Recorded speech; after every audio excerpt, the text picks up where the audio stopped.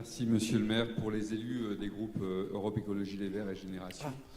nous soutenons naturellement pleinement le vote de ces deux délibérations face à cette guerre, à cette terrible crise géopolitique et humanitaire sans précédent en Europe depuis la fin de la Deuxième Guerre mondiale.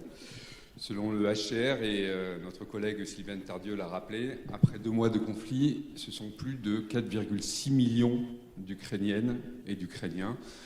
qui ont été contraints de fuir leur pays, la plupart d'entre eux pour trouver refuge en Europe, principalement en Pologne et en Roumanie. Ce sont donc autant de femmes, d'hommes et d'enfants qui se retrouvent aujourd'hui dans une situation d'immense vulnérabilité, traumatisés par la violence des combats, des massacres perpétrés par l'armée russe, souffrant de la faim ou du froid, inquiets pour le sort de ceux qui ont choisi, ou non d'ailleurs, de rester en Ukraine. L'ampleur du phénomène est telle que les localités frontalières polonaises et roumaines ne peuvent pas, à elles seules, mobiliser l'aide nécessaire pour répondre aux besoins vitaux de ces nombreux exilés.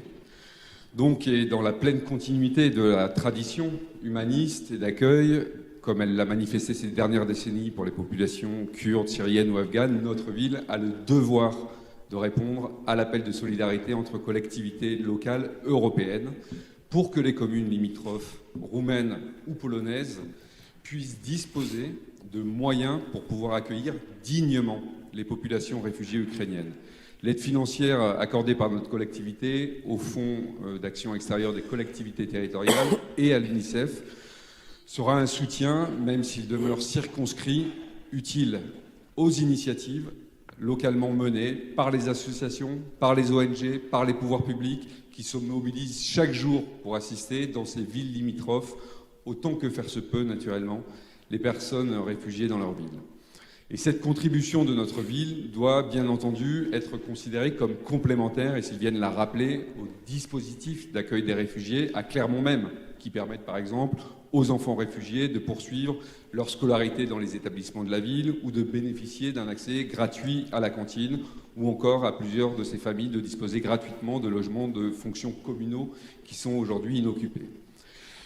Nous souhaitons enfin dire ici et fortement, avec l'ensemble des Clermontoises et des Clermontois et au nom de la ville de Clermont-Ferrand, notre pleine et entière solidarité à l'égard du peuple ukrainien. Et leur dire également que nous nous tenons et nous tiendrons toujours à leur côté jusqu'à ce qu'ils retrouvent leur pleine souveraineté